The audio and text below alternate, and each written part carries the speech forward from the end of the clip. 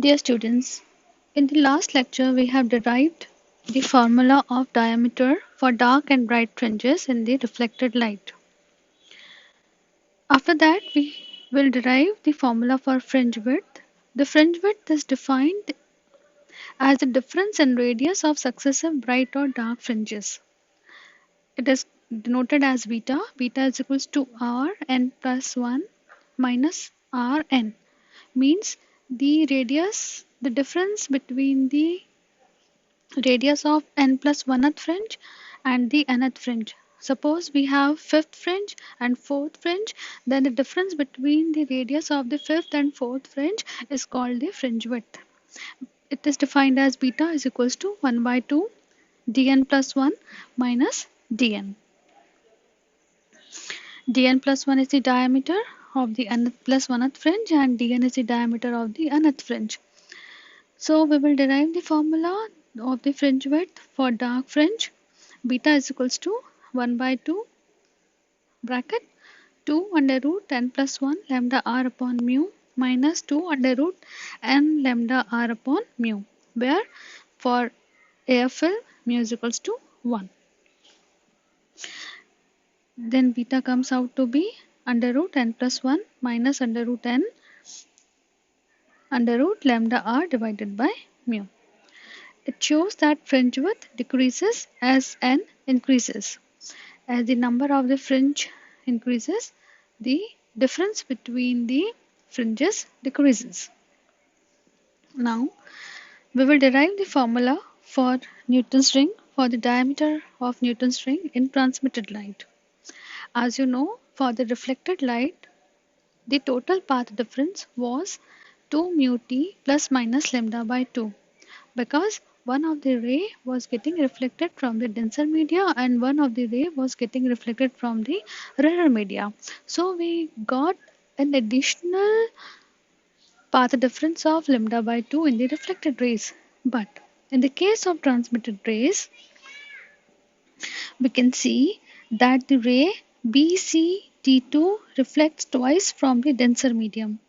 Therefore, the path difference between the two interfering transmitted rays BT1 and BCT2 for normal incidence will be delta is equals to 2 mu t. Means for the reflected light and the transmitted light, there will be a path difference of lambda by 2. Means for the reflected light, the path difference is 2 mu t plus minus lambda by 2, but for the transmitted light it is only 2 mu t. You have to remember this. So the diameter, or to find out the diameter of the bright rings, we will be having for constructive interference the path difference 2 mu t n is equals to n lambda, where n is equals to 0, 1, 2, 3 up to so on.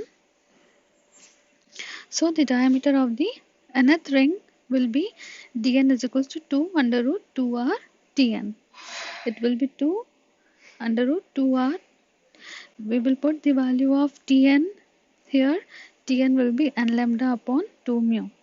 So the diameter of the bright fringe will come out as 2 under root m lambda r upon mu, where for the AFL the refractive index mu will be equal to 1. To find out the diameter of the dark fringe, we will apply the formula for destructive interference. The formula for destructive interference is delta is equals to 2 mu tn is equals to n minus half lambda. We will put the value of tn here. After putting the value of the tn, we will get the diameter of the dark ring. dn will be equal to 2 under root n minus half lambda r upon mu. We can see that the formula for the bright ring in the reflected light is the formula for the dark ring in the transmitted light. Means both formula are opposite to each other. We can say that the interference in the reflected and the transmitted light are complementary to each other. Now we will find out the refractive index of a transparent liquid by Newton's ring experiment. As you know that we have studied the formula for diameter of the transmitted and reflected light when there is an air film between the plane glass plate and the plano-convex lens.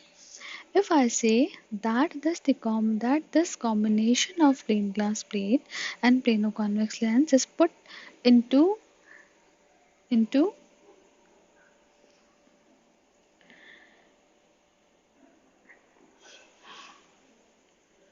a liquid, then we have to find out the refractive index of the liquid.